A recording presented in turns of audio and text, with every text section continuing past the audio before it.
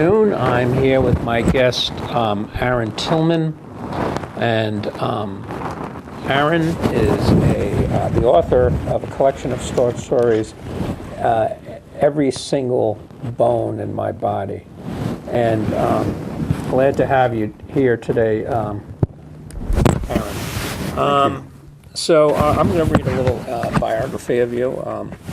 And Aaron Tillman is an associate professor of English and director at the honors program at Newberry College. He is, which this was your last day. For a couple more days, yeah. I mean, all these small colleges are closing. He was a first place winner in the Glimmer Train Stories Short Story Award for New Writers and won first prize in the Nancy Potter Short Story Contest at the University of Rhode Island.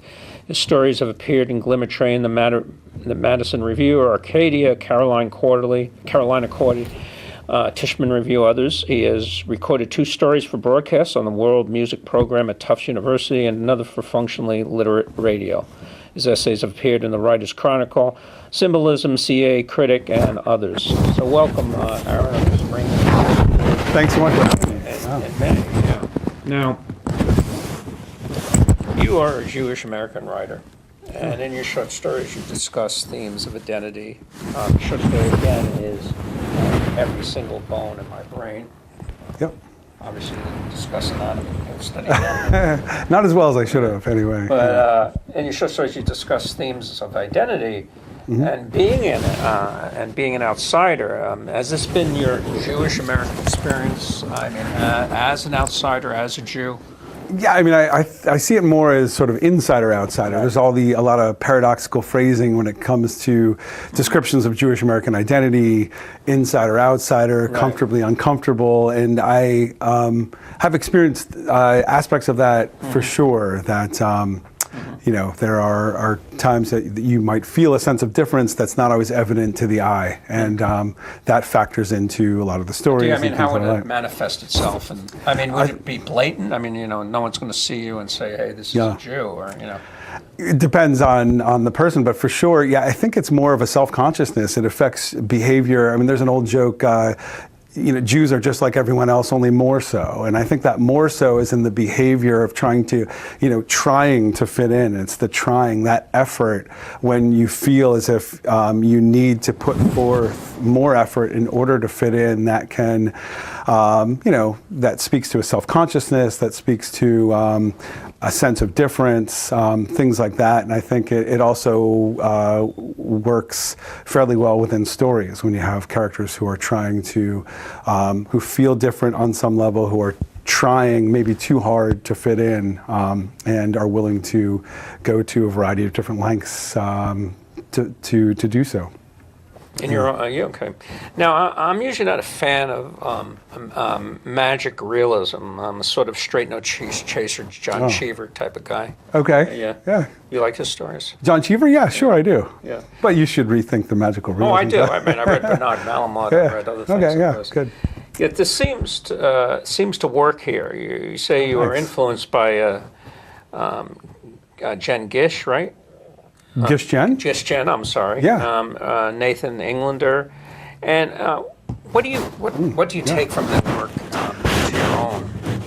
Different. You know, both Nathan Englander and Gish-Jen, I think, are very funny too. So, and they're both in their own ways writing about cultural identity, and in those cases, and Englander gets into the magical realist element a little bit more too. So I think in both cases you have characters who are aware of difference, who are trying to fit in.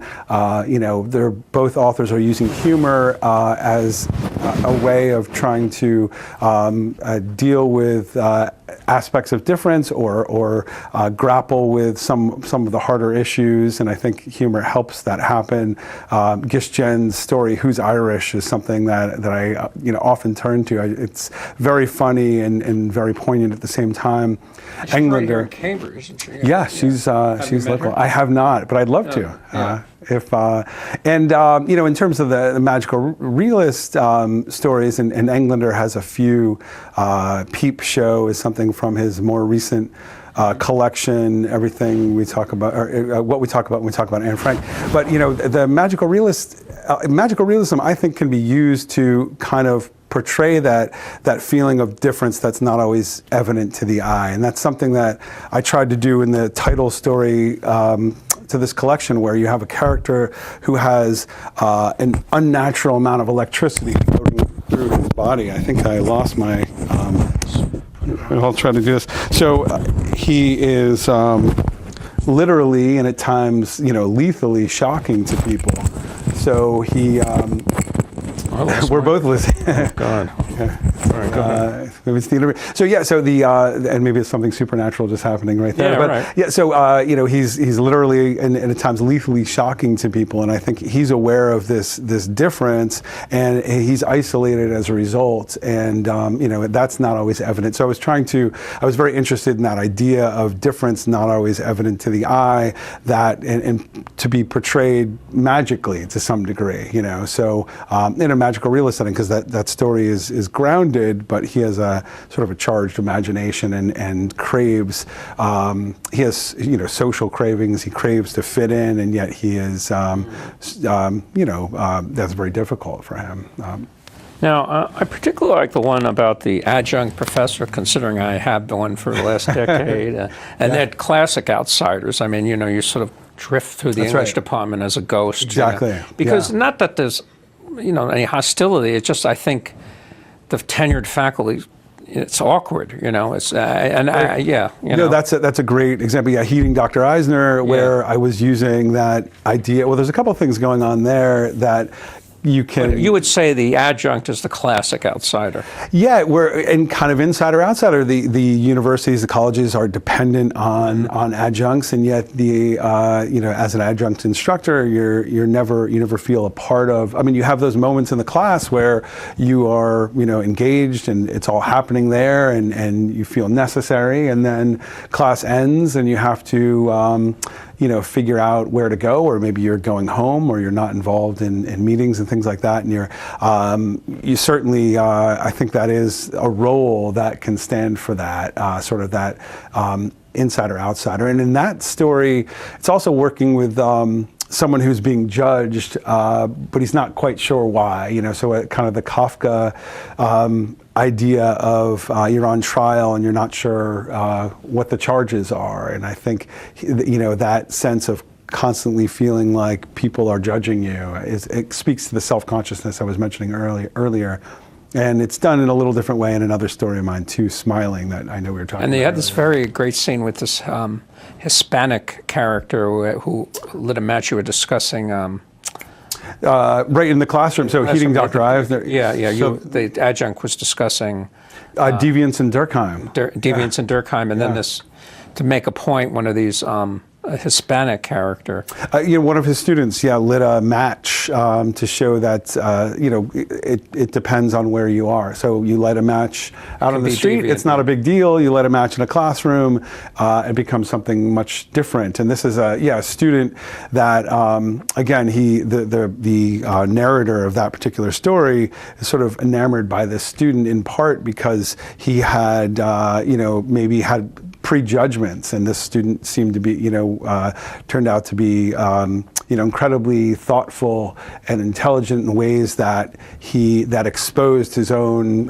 prejudice to some degree, and that manifests later on the train with a different character who. The preacher. Yeah, the preacher. Yeah. So he feels compelled to help in some kind of way, and that speaks to those choices, that maybe the urge, the inclination is a good one, but the way it manifests doesn't, is not. Well, he was unstable, I think. Yes. I mean, and that might have been one of the reasons. Yeah. That may be true. But true, it's a good story. Now. Oh, thanks. You work with longer pieces, and then you sort of minimalistic. Raymond Carver, a little with few words. And you're comfortable with both, or? Yeah, I think it's hard to know what a story will become, at the outset. And I have found that with some of the shorter pieces, they tend to be a little bit more voice-driven. There may be a line that pops up, and I sort of ride the voice as long as I can, and sometimes that's not very long. I love Raymond Carver and some of the minimalist writers, but I also love writers like Donald Barthelme, who he writes very short fiction, but is not as grounded in realism. And I think of some of his first lines. The first thing the baby did wrong is one of those first lines. It's just, I always thought, when a line like that comes in, you have to go with it. And that short story is fairly short. And in some of the shorter pieces, the 2- and 3-page pieces, had similar inspirations, not to the level of Donald Barthelme, but just sort of lines that I wanted to pursue. See how far I could go. And sometimes they can run for a while, and sometimes they just need to be wrapped up before the voice gets exhausted. Okay. I think. Now, there was a story about a man who had a perpetual smile on his face and was viewed as a result as a subversive. Anyway, I remember the other day I was with a friend and she was just smiling at me for no reason. And, I said, "Why are you smiling at me?" And she says, "Well, I'm just glad to be seeing you." Yeah. But I see how disturbing it was. So it was applicable to my own. Tell me about that story. How much are these stories based on your own experiences in life? Maybe aspects are, some stories more than others. Obviously, there's a story, High Holy Days, that is very much set in a place that I know very well, or I knew very well as a child. Smiling, actually, one of my first office when I first started working at Newbury College was right outside a bathroom. So I knew from firsthand experience that smiling at people coming out of the bathroom is a little bit awkward. And that inspired that. In some cases, that story was inspired by that line.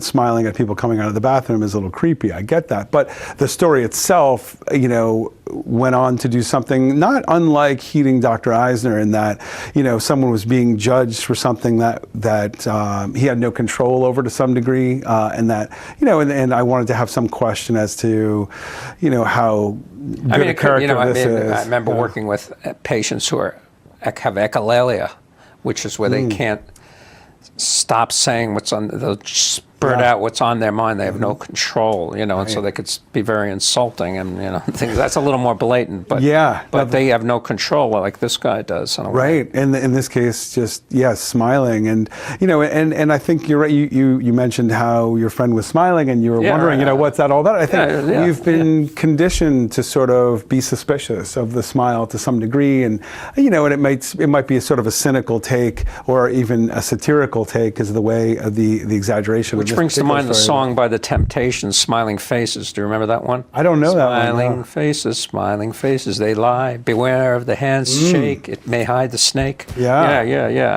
Yeah. There's, a history. Tears of a Clown would be a little different, but at the same time, there's that smiling element, and something is behind it, whether it's sadness or whether it's, something more mischievous or sinister. The clown has become always the smiling clown is very creepy. Evil, nefarious, isn't it? And there have been known clowns who have assaulted people. Right, yes. So that's interesting about the smile. Yeah.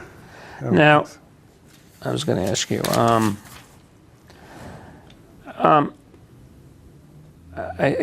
we talked about, I studied Henry Roth and Cold Sleep, which we both studied, and his work followed a Jewish kid in the Lower East Side who assimilated into American culture. Right. And, and one of the ways Roth showed this is how he assimilated by food, and finally he threw his salami sandwich in the Hudson and embraced the non-kosher world, the pork chops and things, because he was dating this, WASP professor, and he wanted to fit in. But he was the classic outsider, and food was used as almost an absurd but very relevant trope. So, what do you have to say about that? You have to think. Yeah, I think you read a lot of the stories of assimilation. there's a long history. You mentioned Henry Roth, and obviously, Philip Roth, and many others, Cynthia Ozick, and some of those writers have actually used the magical realist techniques too to kind of portray some of that. And Steve Stern is another one. But you're right.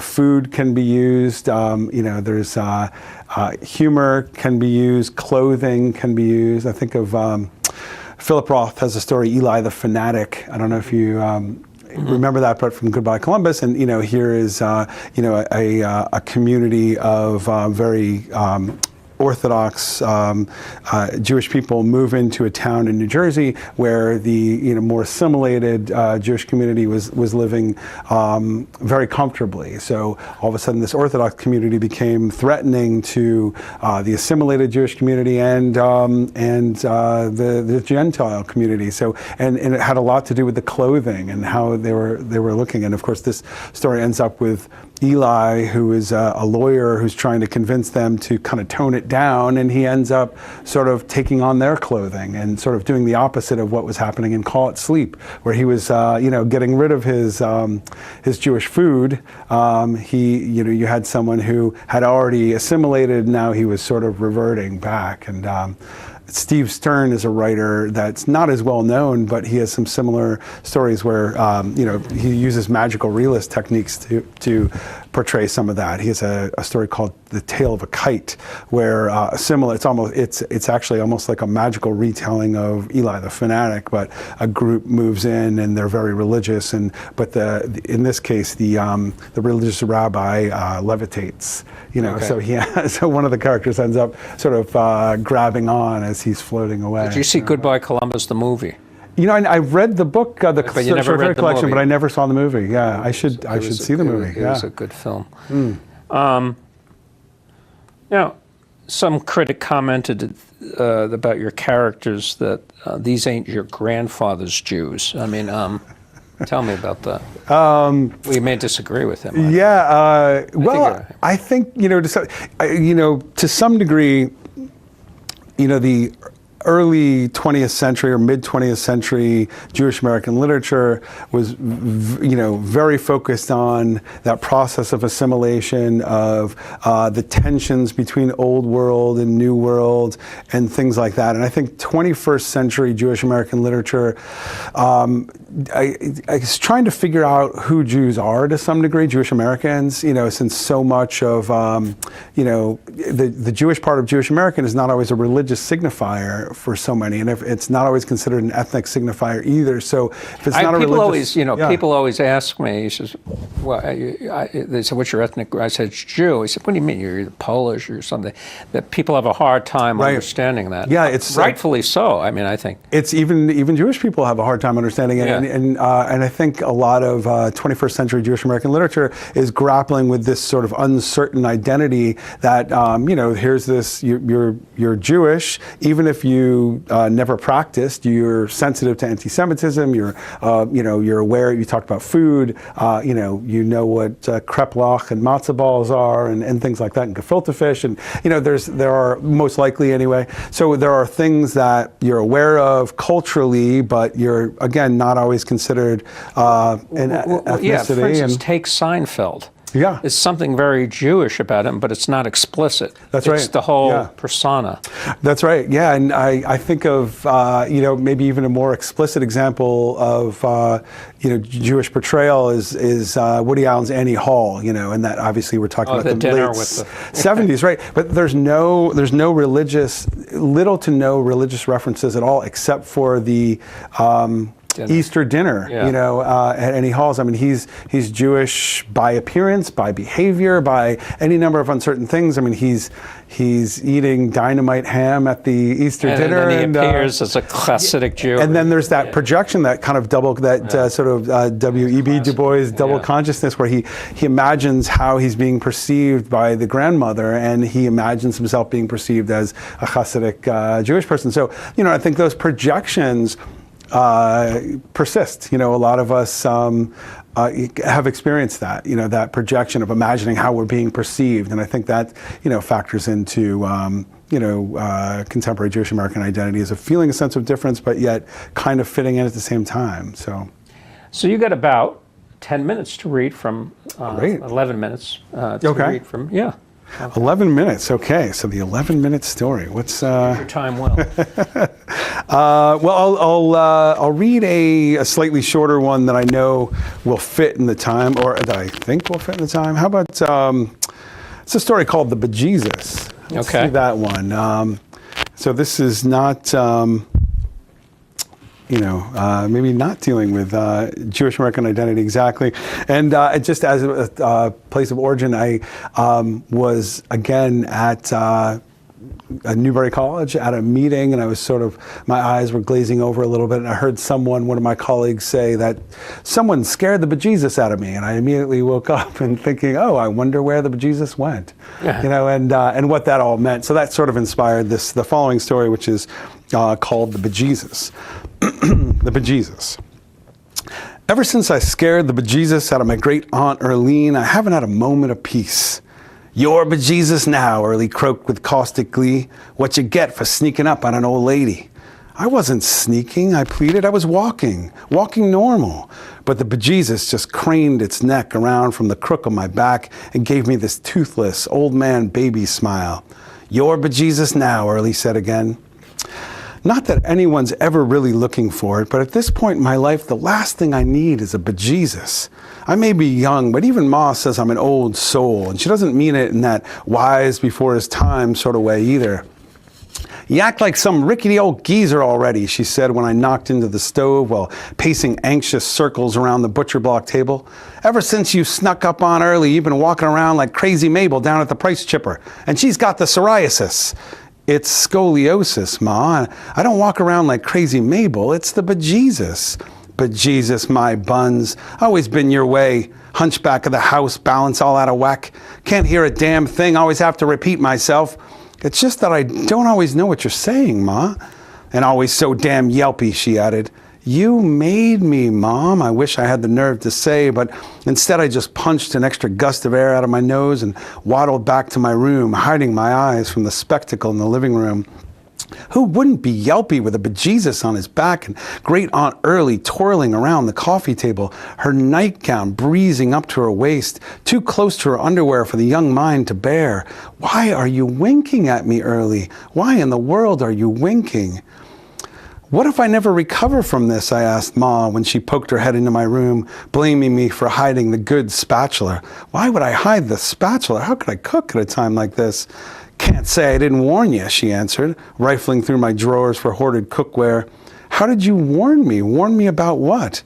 Creeping around like you do, hiding all the utensils. Early could have had a culinary. It's a coronary, Ma. I didn't creep up on her. It's just the way I walk. But Ma had already left the room, both of us aware of how much heavier my step had become. Blasted bejesus. My friends have noticed it too. You're not the same, they say. Never want to have fun anymore.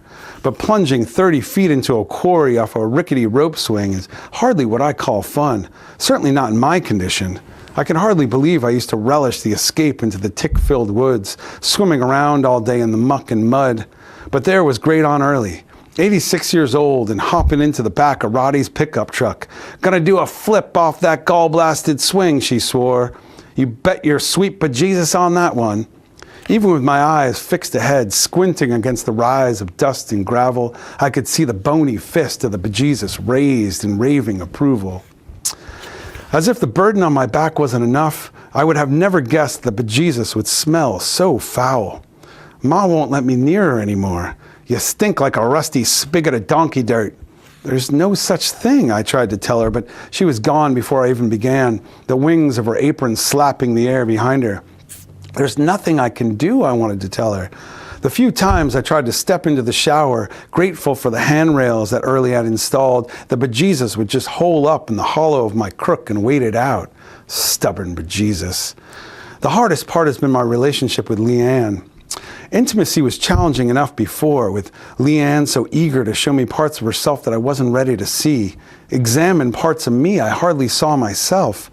Now with the bejesus looming, sometimes stretching its pale, pucked neck between us, its stink infecting the whole room, compound eyes taking us in from all sides, it's just best not to risk it.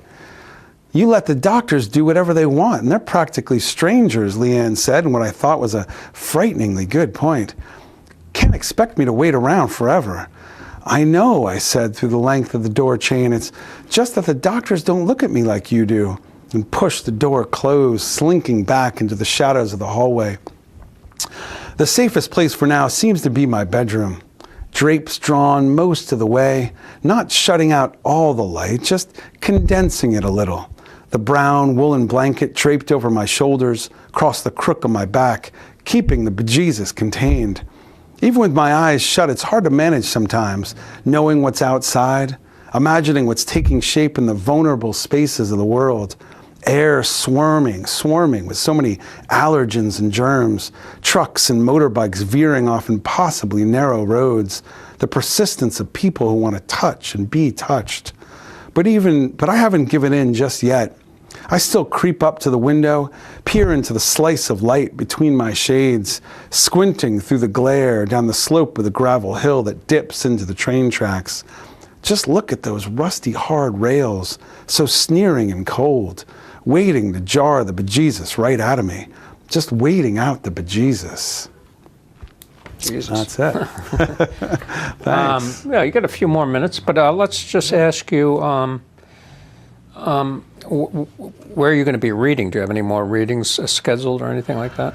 Well, I was just at the Roar reading series in Storrs, Connecticut. That was fun, where they had a display with the wrong Aaron Tillman's book, which is kind of interesting. Okay. So there is another Aaron Tillman out there who, you know, and He's a doctor too. Yeah. Is he? Oh, is that right? I don't know. He's a doctor too. Yeah. Oh, interesting. Yeah. You're a doctor. I am. Yeah. Well, PhD, not maybe I not wouldn't the have real you treat time, me, but I mean. Yeah. And I'm trying to think if there's anything coming up. I'd like to, I'm trying to arrange something back in my hometown of Wilkes-Barre, Pennsylvania, so hopefully that will happen. And but I'm open, so I'd love to read. And even if there's jobs available, any for any instance, deans out there, or That's anything right. they could do? Yeah. What's your website? It's AaronTillmanFiction.com. So yeah, you can find me online, AaronTillmanFiction.com. Just very briefly, you got about a few seconds. What other stuff do you write about? Well, you know, I have a critical book, Magical American Jew. I'm finishing up another short story collection, and I have a novel that I've recently completed. Thank you very much. Yeah. Thank you so much for being on Poet to Poet, Writer to Writer.